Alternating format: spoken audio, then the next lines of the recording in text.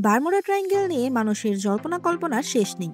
কিন্তু এই বারমুডা ট্রায়াঙ্গেলের অবস্থানই বা কোথায়, আর এর এত রহস্যময় হয়ে ওঠার কারণই বা কি, এইসব কথা আপনাদের জানাতেই এই ভিডিওটি তৈরি করা হয়েছে। প্রিয় বন্ধুরা, চলুন তাহলে দেরি না করে শুরু করা যাক।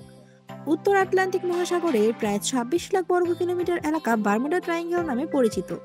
নামের সাথে ট্রায়াঙ্গেল বা ত্রিভুজ থাকার কারণ এই এলাকার ব্যাপ্তি ৩ দিক থেকে ৩টি স্থলভাগ দ্বারা চিহ্নিত। বারমুডা যুক্তরাষ্ট্রের ফ্লোরিডা এবং ক্যারিবিয়ান সাগরে অবস্থিত। পত্রিকা এবং বিভিন্ন নিউজ চ্যানেলের সংবাদ অনুযায়ী এই স্থান থেকে অনেকগুলো জাহাজ এবং উড়োজাহাজ আচমকা গায়েব হয়ে যাওয়ার ঘটনা ঘটেছিল। রহস্যময় এই ঘটনাটি প্রথম সংবাদে আসে ১৯৫০ সালে। তবে বারমুডা ট্রায়াঙ্গেলকে আলোচিত করে তোলেন যুক্তরাষ্ট্রের সাংবাদিক ফ্রিন্সেন ক্যারিস। প্রথমে তিনি এই বিষয়ে একটি প্রতিবেদন তৈরি করেন। তারপর তিনি ইনভিজিবল হরাইজন্স নামে একটি বই লিখে বসেন। এরপরে বারমুডা ট্রায়াঙ্গেলের রহস্য মানুষের কল্পনা জগৎটি দখল করে বসে। জনসের সেই প্রতিবেদনে যে জাহাজটির কথা উল্লেখ করা হয়েছিল সেটি ইউএসএস সাইক্লোপস।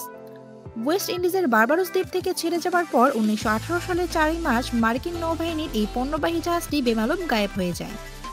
দুর্ঘটনার সময় সেই জাহাজটিতে থাকা ৩ শতাধিক নাবিক এবং জাহাজটির ধ্বংসাবশেষের চিহ্ন এখনও খুঁজে পাওয়া যায়নি। এর কারণ হিসেবে অনেকেই অনেক ব্যাখ্যা ও জটিলতা দাঁড় করিয়েছেন। তবে অধিকাংশের দাবি ওই সময় প্রথম বিশ্বযুদ্ধ চলায় সম্ভবত জার্মান কোনো ইউ-বোটের হামলাতে ইউএসএস সাইক্লোপস ডুবে যেতে পারে। অবশ্য জার্মানি এই দায় বরাবর অস্বীকার করে এসেছে। তাছাড়া আবহাওয়াবিদদের কাছে এই বারমুডা ট্রায়াঙ্গেলের আরেক নাম হার্নিকালারি বা ঘূর্ণিঝড়ের পথ।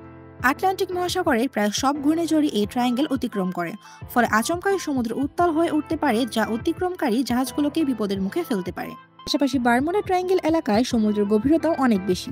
ভৌতাত্ত্বিকদের হিসেবে এখানে সমুদ্রতলের গভীরতা ৬ থেকে ৮ কিলোমিটার পর্যন্ত হতে পারে।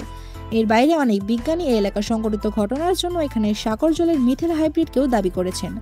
পৃথিবীর ভূপৃষ্ঠের গঠনকারী মহাদেশীয় প্লেটগুলোর একটি এখানে সমুদ্রের তলদেশের সাথে মিলিত হয়েছে, যে কারণে এখানে খনিজ গ্যাসের একাধিক খনি থাকতে পারে বলে ধারণা করা হয়েছে। এই খনিগুলো থেকে প্রায় বিপুল পরিমাণে হাইব্রিড গ্যাস নির্গত হয়।